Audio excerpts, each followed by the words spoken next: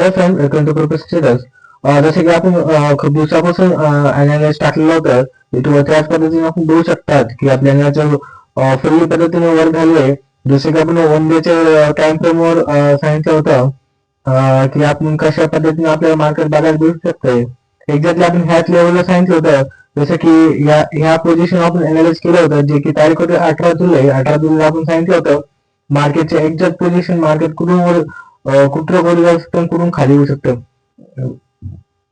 आपल्या युट्यूब चॅनलवर पोस्ट आपण टाकलेली होती की एक्झॅक्टली आपल्याला पोझिशन काय घ्यायची.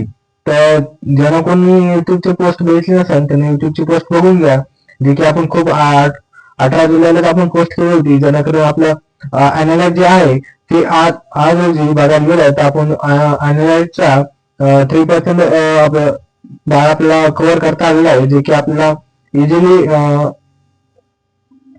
जवळपास 1000-1500 पॉईंट आपल्या खालच्या साईडला कॅप्चर झाले आहे. जसे आपण बघतो 2400 पॉईंट आपल्या डाऊन साईडला कॅप्चर झालेले.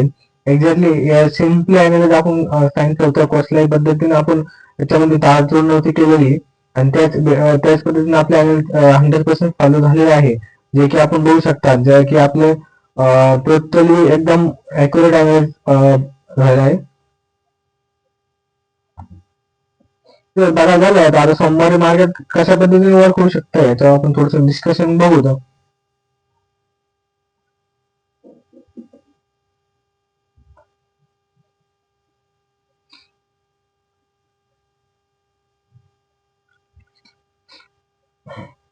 आपल्या खालच्यासाठी एक मेजर सपोर्ट बघायला भेटू शकतोय की जे एक रिप्लेसमेंट करण्याचा प्रयत्न करेल. पण एक्झॅक्टली जर आपण बघा जे आपण रेग्युलर बेसवर आपण फॉलो करतो, जे की आपण युएस मार्केटला डेली फॉलो करत असतो, पण त्याच पद्धतीने आपण आज युएस मार्केटचा थोडंसं शॉर्ट थोडंसं आपण हे घेऊ होता.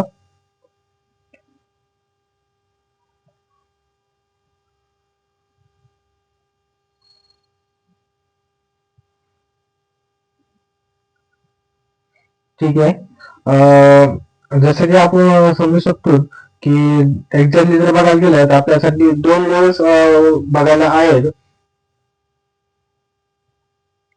म्हणजे ही जी लेवल आहे या लेवलवर आपल्याला एक सिम्पली एक फंडा करायचा आहे, जे की एक छोटासा एक रिट्रेसमेंट असू शकते, ज्याला आपण बॅकअप म्हणू शकतो.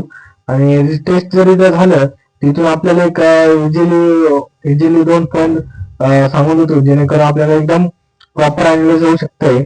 आपलं अजून टार्गेट डन नाही झालेलं, पण एक्झॅक्टली जर बघायला गेलं तर आपलं या पोझिशन लोकचं मार्केट असू शकतंय, जे की आहे 53,400 422 या लेवल लोक आपलं पोझिशन आहे. पण एक्झॅक्टली जर बघायला गेलं तर ही जी लेवल आहे ही लेवल आपल्यासाठी सध्याचं पहिलं इम्पॉर्टंट आहे. जर बघायला गेलं तर आपल्या ही जर लेवलचं मार्केट खाली निघायची की ही लेवल आहे 54,880 या जर लेवलचे जर मार्केट खाली निघालं तर आपल्याला हा पॉईंट आपल्याला बघायला भेटू शकतो.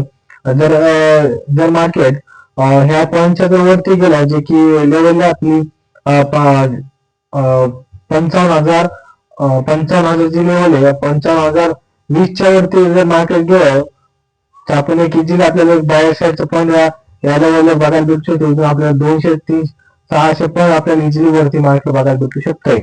ठीक आहे. बँक निफ्टी झालं आपलं सोपं आणि साध्या पद्धतीने अनालाइज झाले आहे. खालच्या साईडला बघायला गेलं ही लेवल जर ब्रेक होत असली तर इझिली आपल्याला खालच्या साईडला 400-500 पॉईंट खाली बघायला मार्केट बघू शकतोय. ठीक आहे. हे आपलं सोमवारचा अनालाइज एकदम बँक निफ्टीमध्ये आपण कसल्याही पद्धतीने तडजोड नाही केलेली, एकदम सिम्पली फॉर्म मध्ये आपण बँक निफ्टीला अनालाइज केलेलं आहे. तुम्ही बघू शकता आपलं जे अनालाइज होतं ते अॅक्युरेट पद्धतीने झालेलं आहे. जेणेकरून आपले जे पोस्ट नसून घेतलेली त्याला पोस्ट बघून घ्या, तर कळेल की तुम्हाला की आपलं अनालाइज किती पद्धतीने अॅक्युरेट होतं.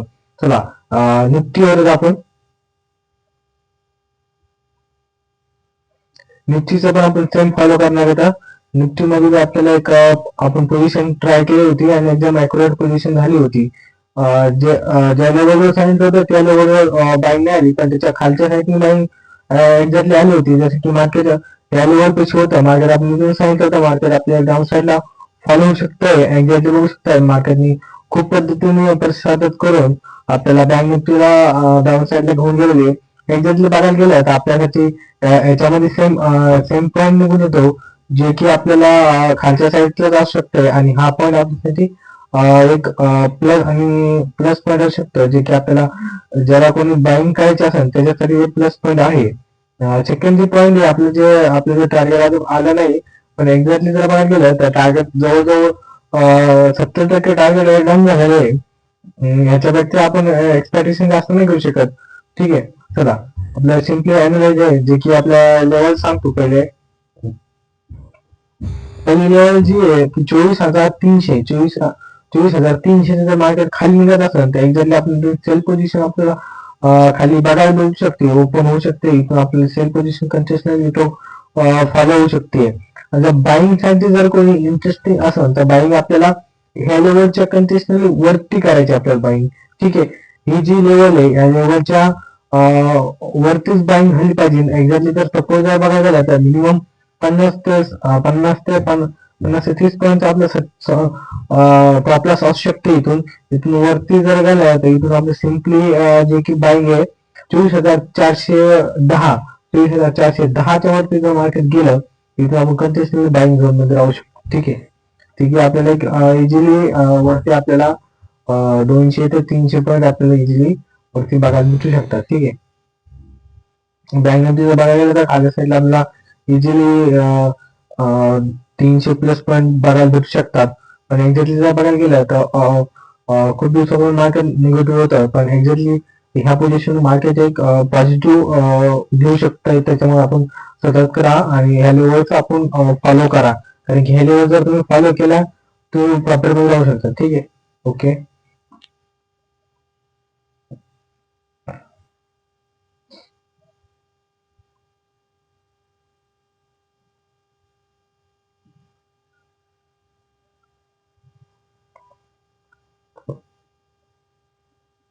HDFC नेटवर्क, ठीक आहे, HDFC नेटवर्क मध्ये इथून HDFC प्लस पॉईंट घेऊ शकते, कारण की बॅकहँडचा सपोर्ट घेतलेला आहे ना, तर हे आपल्यासाठी एक बाईंग झोन साठी एक प्लस पॉईंट होऊ शकते. कारण की इथून जर बघायला गेलं तर खालच्या साईडने एक ट्रेंड झोन बी आपल्याला आहे. ठीक आहे, 2 पॉईंट झाले. SBI मध्ये सेम सेम पॅटर्न आहे, त्यात आपल्याला एक थोडासा बॅक बाउन्स बघायला भेटू शकते इथून. ठीक आहे, या साईडला आपल्या दोन्ही साईडला मुवमेंट राहू शकतात, पण आपण प्रिपेअर करतो तिथून एक ग्रीन कॅनल तिथे होऊ शकते. ऍक्सिस बँकने मी सपोर्ट घेतलेला आहे, पण तो एक पॉसिबिलिटी राहून जाऊन. ठीक आहे, तो एक मायनस पॉईंट आहे. ठीक आहे, ऍक्सिस बँक बी बघायला गेलं तर ऍक्सिस बँक बी ऑलरेडी डाऊन मारलेला आहे, पण एक्झॅक्टली जर पॅटर्न आपल्याला एक बघायला भेटू शकतो. ठीक आहे,